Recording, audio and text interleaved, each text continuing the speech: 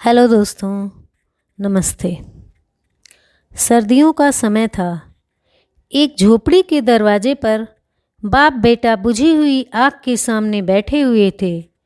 झोपड़ी के अंदर बेटे की पत्नी बुधिया प्रसव के दर्द से गुजरने की वजह से कराह रही थी।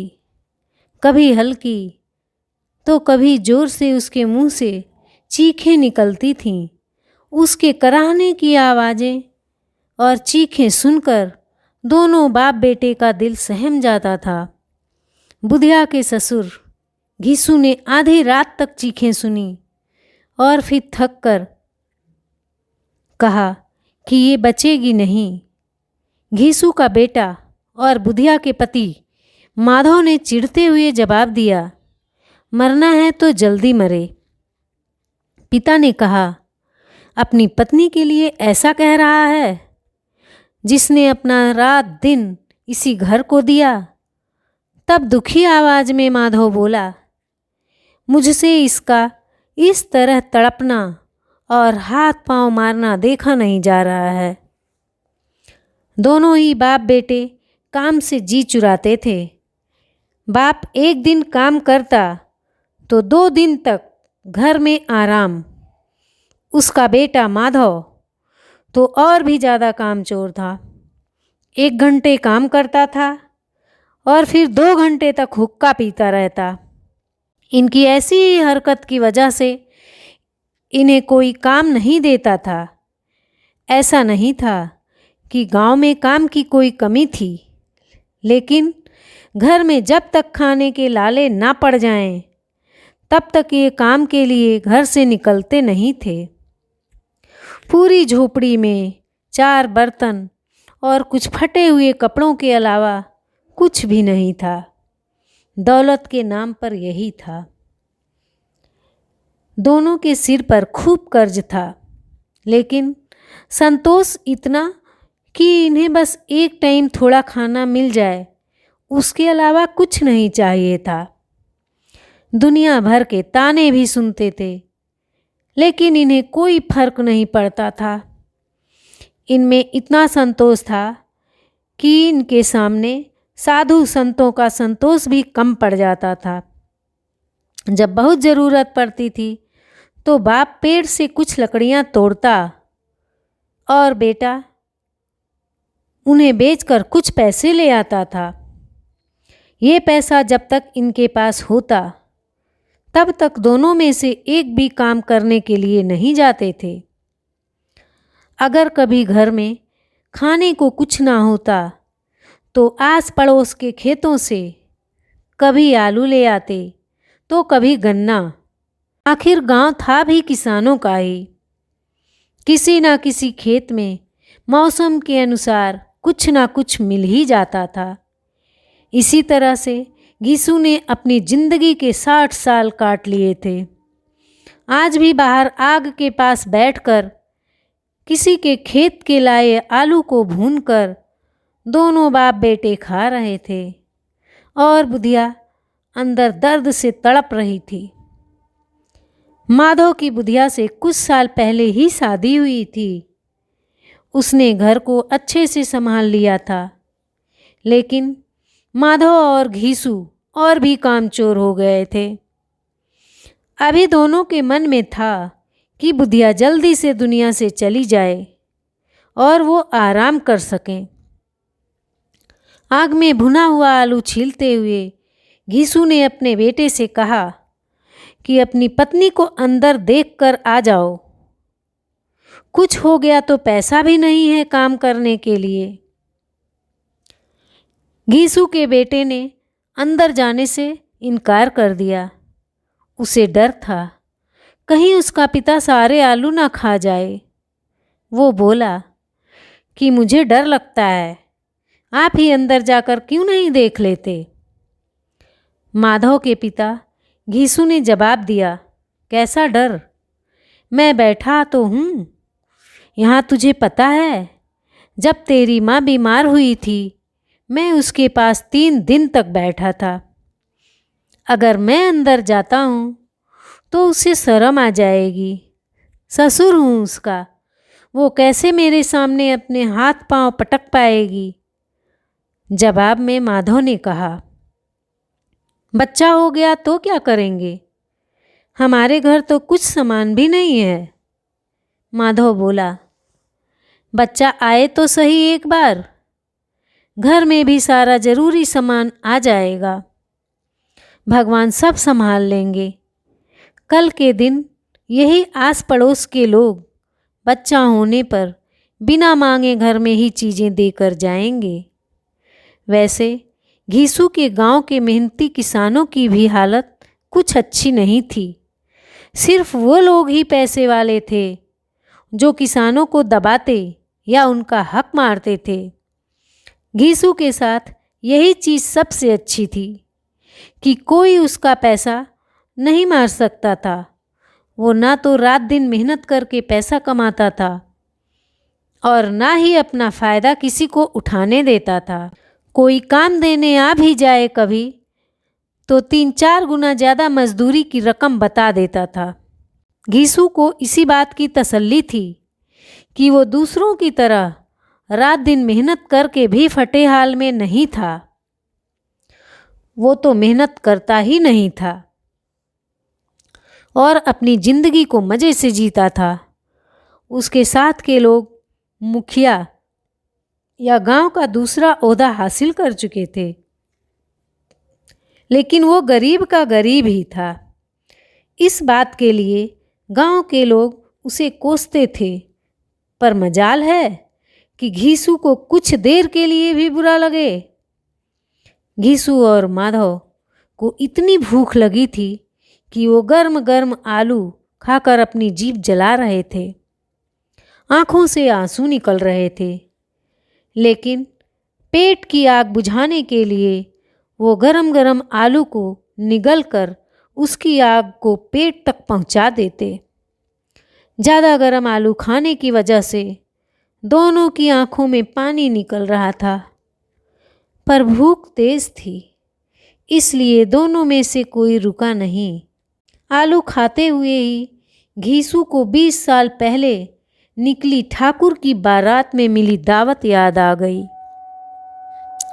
उस दावत में जिस तरह से पेट भरकर घी में तली हुई पूड़ियाँ, कचौड़ियाँ और दूसरे व्यंजन खाने को मिला था, वैसा दोबारा कभी नहीं मिला। यह सब सोचकर घीसू मुस्कुराया। तब तक आग में भुने हुए आलू खत्म हो चुके थे। अब घीसू और उसके बेटे ने हाथ धोया और दोनों सो गए। उधर बुधिया अभी भी दर्द से कराह ही रही थी। रात भर अच्छे से सोने के बाद जैसे ही माधव की नींद खुली तो सबसे पहले अपनी पत्नी को देखने के लिए गया, लेकिन तब तक उसका शरीर ठंडा हो चुका था। उसके पेट में बच्चे के मरने की वजह से बुधिया की मौत हो गई थी। माधव भागते हुए अपने पिता के पास गया और उसे बुधिया का हाल सुनाया। यह बताते हुए माधव जोर जोर से रोने लगा और उसका साथ देते हुए घीसू भी हाय हाय करते हुए अपनी छाती पीटता तो कभी सिर के बाल नोचता। इतना शोर सुनकर आस पड़ोस के लोग दौड़ते हुए आ गए। सब ने बुधिया की मौत पर शोक जताया और चले गए। अब माधव और घीसू रोने पर ज़्यादा वक्त बर्बाद नहीं कर सकते थे, क्योंकि उन्हें कफन और लकड़ी का इंतजाम करना था। घर में तो इतने पैसे थे नहीं कि इन्हें खरीदा जा सके। पूरा घर टटोलने पर भी दोनों को एक पैसा नहीं मिला। थक हार कर दोनों रोते रोते गांव के जमींदार के पास पहुंच गए। जमींदार को दोनों काम चोरी की वजह से बिल्कुल पसंद नहीं थे, लेकिन वो दयावान थे। उसने सोचा कि अभी गुस्सा दिखाने का समय नहीं है, इसलिए जल्दी से जेब से 2 रुपए निकालकर उन्हें दे दिए। अब जमींदार ने पैसे दे दिए हैं, यह सुनकर गांव के बड़े बड़े लोग भी मदद करने से मना नहीं कर पाए। सब ने घीसू को कुछ ना कुछ दे दिया। घंटे भर में घीसू के पास 5 रुपए, अनाज, लकड़ी व अन्य जरूरी सामान जमा हो गया था। बस अब ज़रूरत थी तो कफन की। दोपहर का समय था। दोनों बाप बेटे कफन खरीदने के लिए 5 रुपए लेकर बाजार चले गए।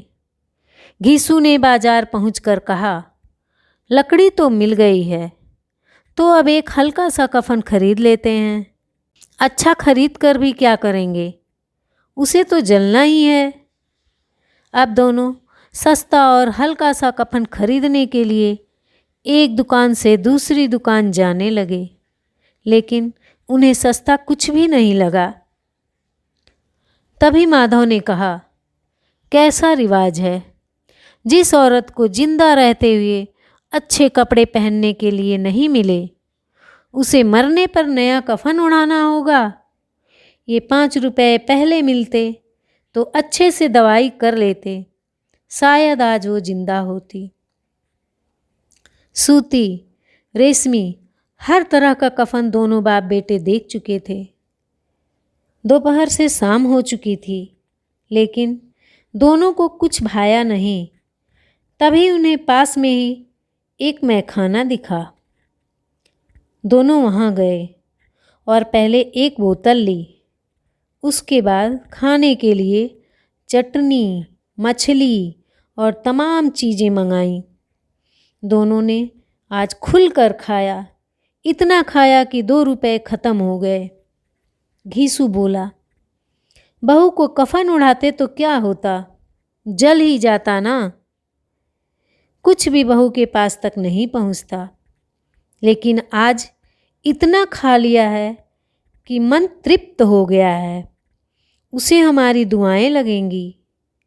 बड़े लोगों के पास खूब पैसा हो तो वो नए कफन में फूंकते हैं। बेटे ने पूछा, जब लोग सवाल करेंगे कि कफन कहाँ है तो क्या कहोगे उन्हें? घीसू ने हंसते हुए कहा, उन्हें कहेंगे पैसे कहीं गिर गए और खूब ढूंढने पर भी नहीं मिले। भले ही लोगों को विश्वास ना हो, लेकिन कफन वो खुद ही ले आएंगे या रुपए देंगे। अपने पिता की इस बात पर माधव भी जोर जोर से हंसने लगा और फिर बोला कि बहुत अच्छी थी बुधिया, जाते जाते हमें खूब खिला गई, उसे स्वर्ग में ही जगह मिलेगी। अब बचे हुए पैसों से घीसू ने और पूड़ियाँ मंगवाईं और साथ में अचार भी। मज़े से दोनों पूड़ियाँ खा रहे थे। खाते खाते घीसू ने कहा कि हमारी आत्मा खुश हो रही है तो उसे पुण्य मिलेगा। माधव ने भी सिर हिलाते हुए हाँ कहा। कुछ देर सोचकर माधव बोला कि ऐसा भोजन कभी नहीं मिला था हमें, उसे स्वर्ग में जगह तो मिलेगी ही। आखिर उसी की वजह से हम ये सब खा पा रहे हैं। फिर माधव ने कहा कि क्या हम लोग भी एक दिन स्वर्ग जाएंगे? माधव के इस मासूम सवाल का घीसू ने कोई जवाब नहीं दिया और कहा कि चुपचाप से खाना खाओ। वो इस वक्त ऐसी बातें करके अपना आनंद कम नहीं करना चाह रहा था। फिर माधव ने पूछा, अगर बुधिया स्वर्ग में हमसे पूछेगी कि मेरे लिए कफन क्यों नहीं लाए, तो हम क्या जवाब देंगे?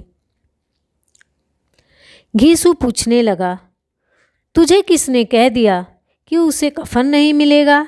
बिल्कुल मिलेगा और बहुत अच्छा मिलेगा। कौन देगा? सारा पैसा तो हम खा गए, नाराज होते हुए माधव ने कहा। जवाब में घीसू बोला, वही देंगे जिन्होंने इतना कुछ दिया है। बस इस बार पैसा हमारे हाथ नहीं लगेगा, लेकिन कफन जरूर आएगा। माधव जोर जोर से रोते हुए कहने लगा, स्वर्ग की रानी बनेगी मेरी पत्नी, उसने बहुत दुख झेला है यहाँ। पिता ने उसे चुप कराने की कोशिश की और कहा, रो मत, वो दुनिया के दुख से दूर चली गई। अब दोनों खड़े होकर गाना गाने लगे, नाचने लगे। सब उन्हें देख रहे थे, लेकिन उन्हें किसी से कोई फर्क नहीं पड़ रहा था। नशे में चूर बाप बेटे गाते गाते उसी जगह पर गिर गए। धन्यवाद।